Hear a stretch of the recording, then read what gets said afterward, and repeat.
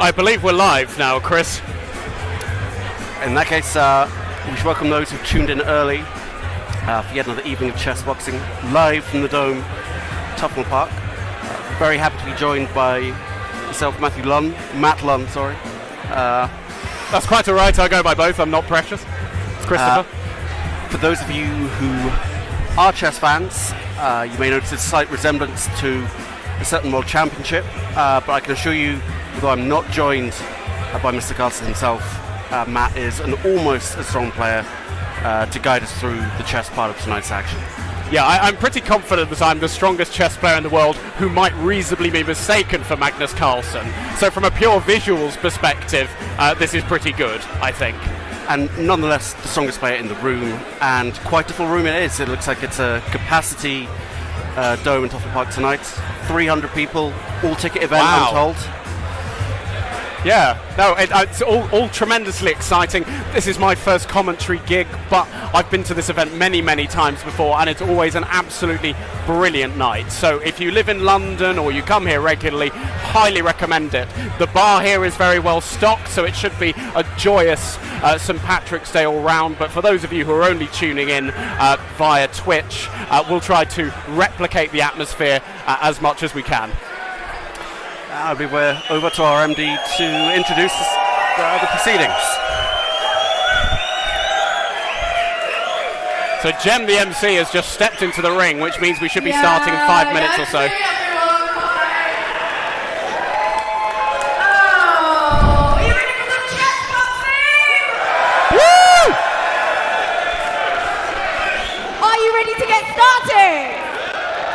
Yes, you are! Okay, so first up in the ring, we have a fighter who was actually the first ever British heavyweight chessboxing champion, and since then, he's led the British team to victory in the Battle of the Cities between London and Berlin. He's also staged more than 50 chessboxing events. In fact, none of us would be here tonight, really, if it wasn't for him. He is the self-proclaimed godfather of chessboxing. So, give it up in the red corner, weighing 95 kilograms, standing 190 centimeters, Tim the Hippo Woolgar!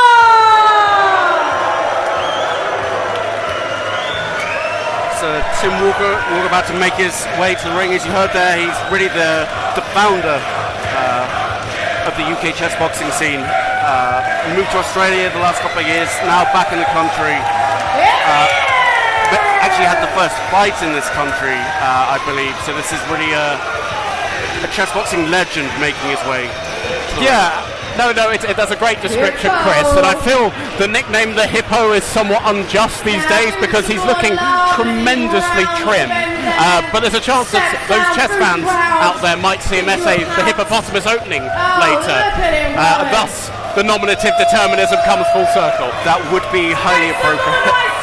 And Tim really looking very trim, not only for a man who's been out the ring for a while, but for a man who is in fact just the other side of 50. I mean, frankly, I'd be happy if I looked like that. Now, get alone when I was 50. Oh, no, you said it, Chris. I'd give my right arm to look like Tim Woolgar does now. Chessboxing's answer to Mr. Tickle. Some of you will know this guy. He is the most experienced chess boxer in the world. That's the correct response. He's also the editor at Chess Magazine. He really likes chess. He and Hippo here have actually had a bit of a bet on the outcome of this fight. Whoever loses has to walk around Marylebone, I don't know why Marylebone Station, I don't know why, naked, big station, key transport hub. Sandwich board stating the terms of the bet. Let's see what happens! So, give it up in the blue corner, weighing 85 kilograms, standing at 200 centimeters, Matt! Actually true, 2 meters. He is a sight to behold, a gloriously proportioned man. And another legend of the UK chessboxing scene. As you heard, he's had the most chessboxing fights of anyone here. Briefly retired Floyd Mayweather style maybe 6 or 7 months ago, but out of retirement again and be a familiar figure to anyone who's been to any of our events. Yeah, I mean, Matt and Tim are both proper chess players. The quality of this game should be very, very strong indeed, but they've really been working on their boxing too, so I think this is going to be a tremendous bout. Yeah, this may well be the strongest chess that we'll see, in fact, over the course of Yes, I think you might be right, Chris. I think you're right. So I'm going to ask you one more time, are you ready for some chess boxing? Chris and I will be moving on to the roving mic now, but you should be able to hear us well. Let's get on with it. This should be a fun night. Yep, so we go. All right, guys, I think we're ready to get started. How's everyone doing tonight, all right?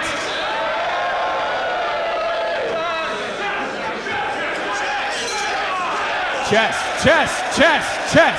Okay, so, strange start. Matt Crazy Arm 3 playing the orangutan opening here, trying to avoid some theory, and Tim puts his knight out into the centre of the board to control some T-squares. So some useful stuff here so far. Now, Matt, for those who may not have watched so much chess before, what really are you trying to aim to do at the start of the game? What are the objectives? Well, it's important that both sides control the centre of the board, much like football.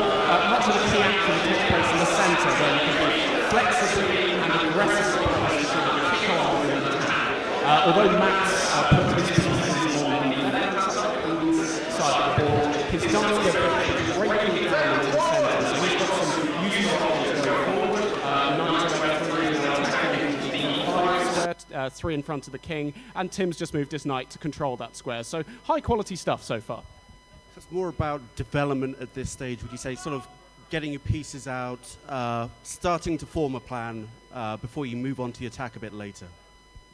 No, definitely. I mean, in chess, it's always important to get all of your pieces out before moving the same piece twice, for instance. So you'll notice that Matt's just castled. He's moved his king into safety, and his rook is now in a position to get involved in the game later on.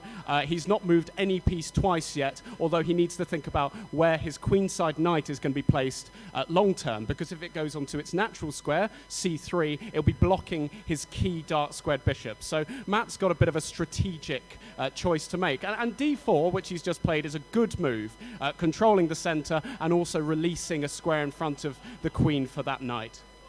And Tim's development a little bit more conventional, would you say? Yeah. Tim just kind of very, very solid. He's got this sort of triangle system set up with his pawns on e6, d5, and c6. Any captures that white makes, Tim will be able to capture back with a pawn, and thus his pawn structure is intact. And his queen and bishop are now menacing towards the king's side, which may lead to a decent attack in the future. So really, really good stuff. Not the most exciting chess boxing a game so far, but I'm pretty confident there could be some fireworks later on.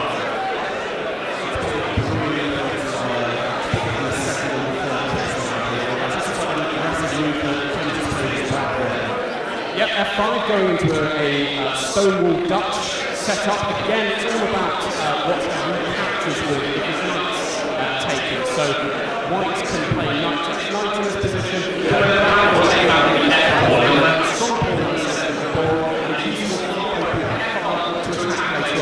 Okay, so first capture of the game. Things getting exciting. And that's the bell. You'll be pleased to hear with this accent that I'm not commentating on the box. We'll see you in a bit. Decent so far.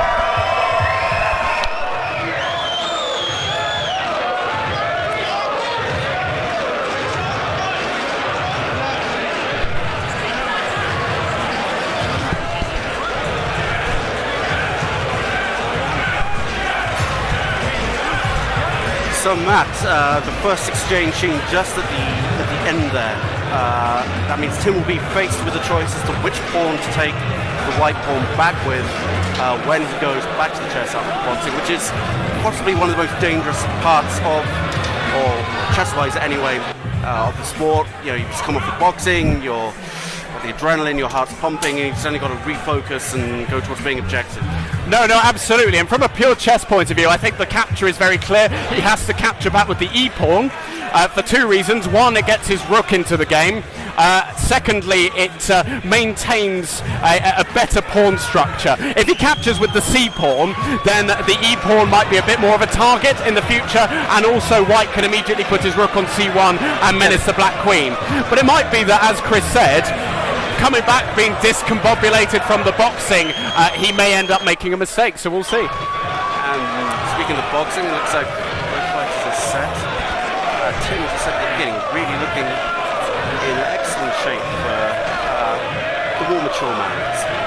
Tim Woolgar is 54. I mean, in wrestling terms, his position as CEO of London Chessboxing very makes him the sort of the Vince McMahon of the arena, albeit arguably physically fitter. I mean, Matt Rusi also trains very hard, and I'm sure doesn't want to lose this one, so they should be in very decent shape and both very experienced campaigners. I should say also for the viewers that I have no experience in boxing whatsoever, whereas my colleague here, Chris, is a very experienced chess boxer, so he's the subject matter expert for this round. So it's, well, after a cagey start, Tim's already sort of wading forward and trying to close the distance with Matt. Matt not really holding on at all, but seeking to engage there. Solid double jab there from Tim. It's really, as I said, in excellent shape and fitness for this.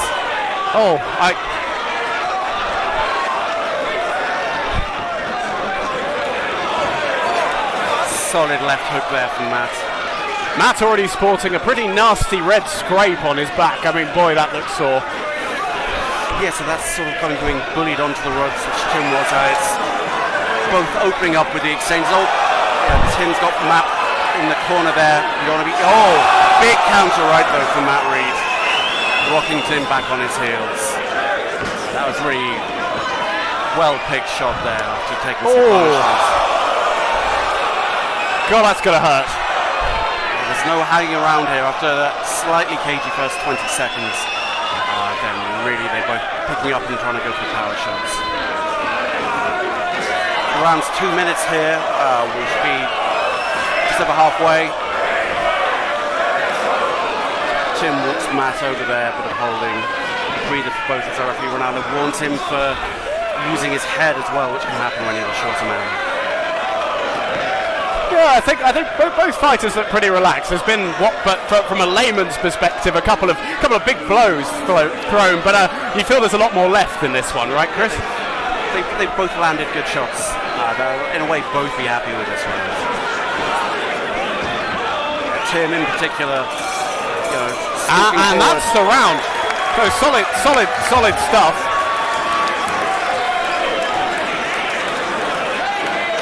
So the tables is coming in, the chess is about to be set up, the crowd begging for it. Chess!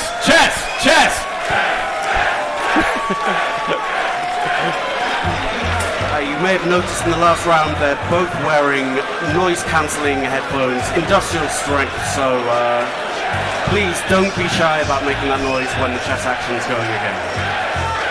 I mean, yeah, we really want you to be as loud as possible.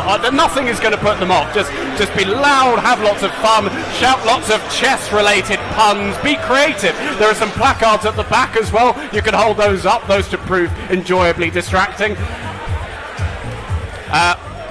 A final thing, as far as the chess is concerned, I would go so far as to say, and it's dangerous to get into generalizations, if black captures back with the e-pawn here, then positionally he's a little bit better. White's dark squared bishop is penned in at the moment, and I don't know, I think black's got the easier game. Yeah, that's a tricky decision to make here. Matt, have you ever played chess after being punched in the face?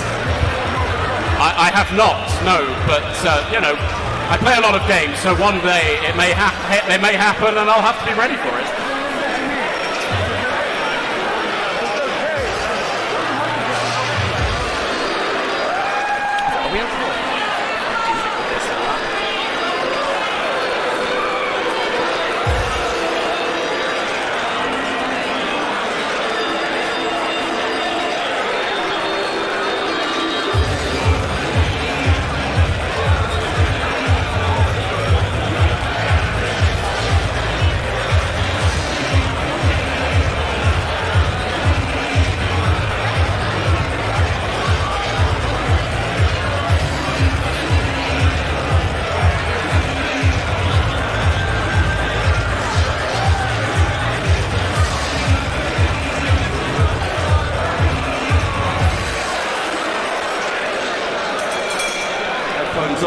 Tim Black to move which pawn is he going to take back with? I mean, you can literally cut the tension with a knife.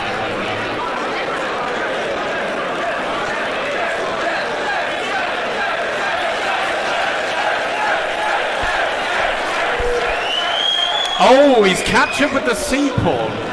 Not sure about that. I mean, he maintains greater central control, but Matt's come up with a good move here. Crazy arms with a very good strategic idea. And now he has what's known as a half-open file, which might be useful when it comes to gaining territory later in the game. And why might it be useful? Is it a case of penetrating Tim's position a bit later with his control of the file? Absolutely right. Yes, Chris, absolutely right. In chess, penetration is impossible without prophylaxis, and if you don't prepare to penetrate, then you only end up disappointed.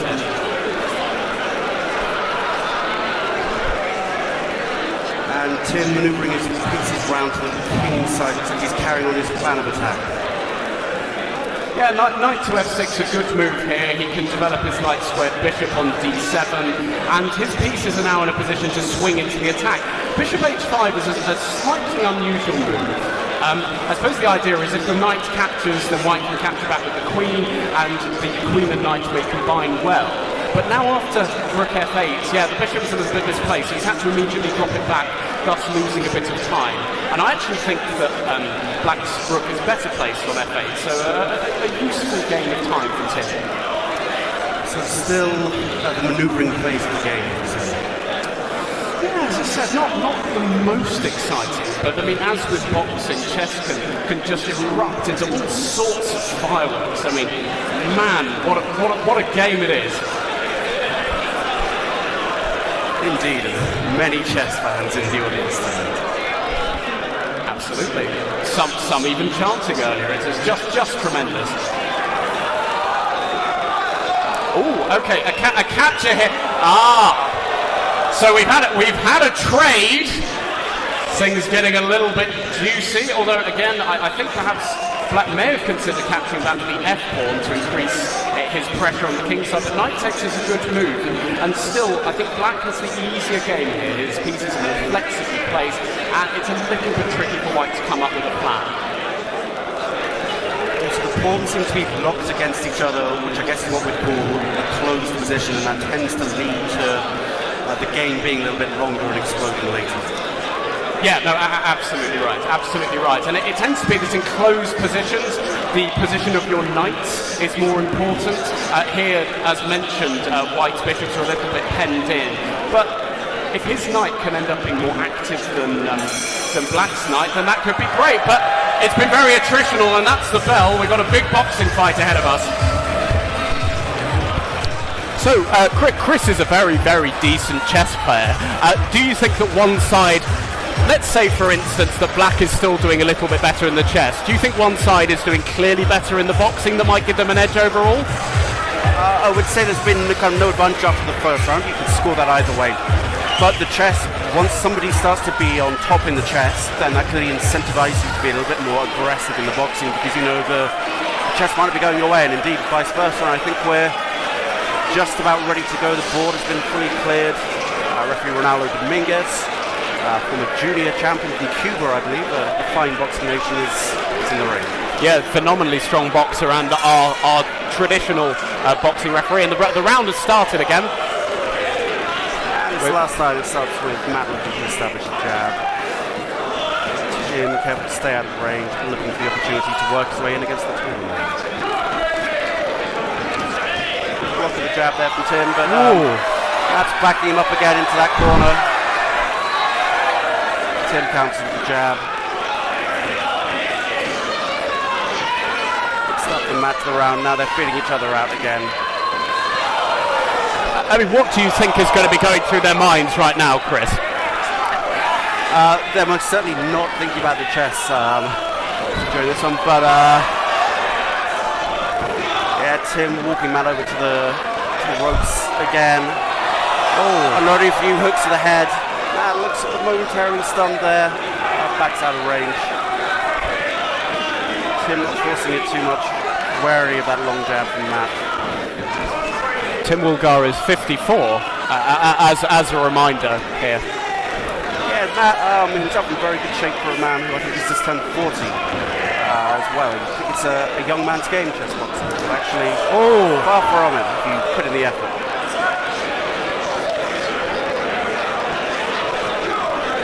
Ronaldo breaking them up there. Still seems like there's all to play for in the boxing, Chris. Yeah, it's still very much seeking, almost as in the chess, who can establish their style and make it play to their strengths, as you do in chess. And Tim really, you can see when he gets up close, manages to close that distance down past the crazy arms jab.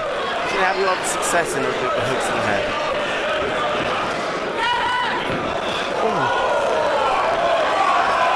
And then just when you think Tim's starting to really get on top, then Matt lands a couple of shots on himself. But it's been a good round for Tim.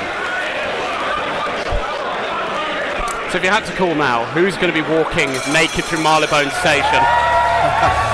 I suspect, with the boxing being quite even, the chess is going to decide it. I can see this one going quite deep as well, check-wise. You're getting to the point as well where they're both starting to run a little bit low on time as well. And we should talk about the clock situation in a minute, but that's really sort of where you can get the errors coming in when you have to move a little bit quicker and can't take quite such a considered approach, not least after you've kind of gone deep into the boxing as well.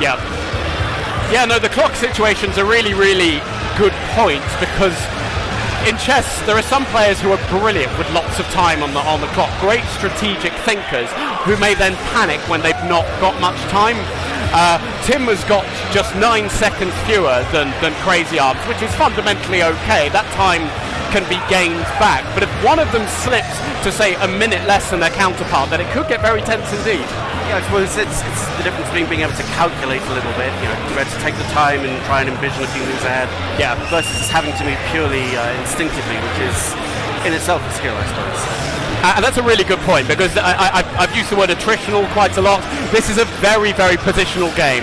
There have been no sort of sparks flying yet. I think one side really needs to throw their kingside pawns down the board in order for something a little bit more exciting to happen. Otherwise, we might just end up swapping into an endgame where it would be anyone's guess. Yeah, and that's something that you can do with the position being locked in the centre as well. Sometimes if you advance your kingside pawns, you can be a little bit exposed. The other side can come at you, break in the centre and open up your position here, being closed. We're back up. So Matt, we've not talked about the clock. What's the clock situation at the moment? Well, for those of you who aren't aware, in chess, if you run out of time, you lose the game, no matter how good your position is. So the clock is going to be very, very important for this next stage. At the moment, it's pretty oh my goodness, they've swapped off rooks! Oh, what a game! What a game this is! Right, okay, so F3 by Crazy Arms. Positionally now, his dark squares are looking a little bit vulnerable. So if Black can swing his queen back over to the king side and penetrate in on G3, then perverts, the lot of you. Yeah, I mean, I think if the queen can get to G3, then actually Black has a very good game.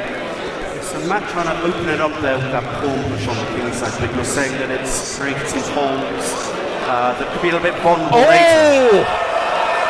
But Black's just lost a bishop!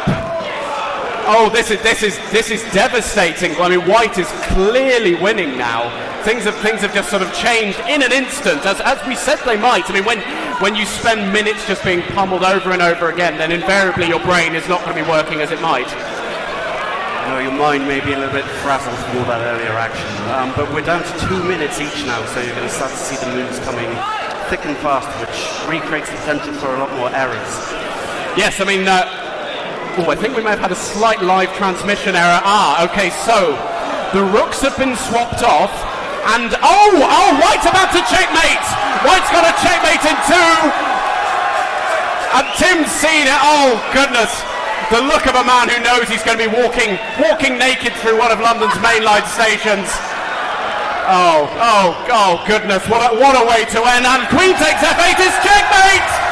Crazy Arms has won in dramatic style. So after that slow opening round to the chest, then really, as you were saying, it's all opened up in the late rounds. The pressure of the clock, the transition from the boxing to the chess, and really that seemed to happen very quickly there, man.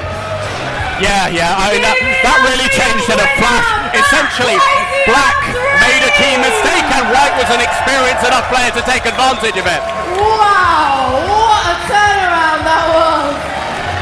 That must be really quite galling if you're Give Tim. You both played fighters a massive quite a good round of game, and applause. as you were alluding to, positionally he was probably on top of the start of that round. He had much better bishop, he had the prospects of launching a kingside attack, and all it took was one oversight, one piece hanging, and then it can turn in an instant. Yeah, no, completely. I mean, as you say, black had a bit of an edge. He played very sensibly, but in the end, one mistake and that's it. Unlike football or tennis where you get to reset, in chess, one mistake and the game is done. The game is just done, and that's what happened here. Yeah, a cruel and unforgiving mistress, chess certainly is. And Matt, you obviously played at quite a high level. How long does a game of chess last when you don't have the boxing bit? Let's say you're playing a classical game of chess in quite a high league. Then that can go for hours. Yeah, I mean, I've played games of chess which have lasted sort of 5, 6, 7 hours before, and it's a real slog. But after time, you achieve what Robert Winston calls flow, where you're so focused on one particular thing that you completely lose all sense of time and your surroundings. Yet still, even with that longer time limit, more time to calculate, you can still get that one move. I mean, maybe not quite to the extent here where you just leave a piece hanging, but there can be, even amongst quite strong players, international level, you can get that oversight. Some quite famous examples through history where you've really played that strong game to such a high level for hours, and then you can lose it all in an instant. That's really quite a frustrating feeling, I imagine. Yeah, no, 100%.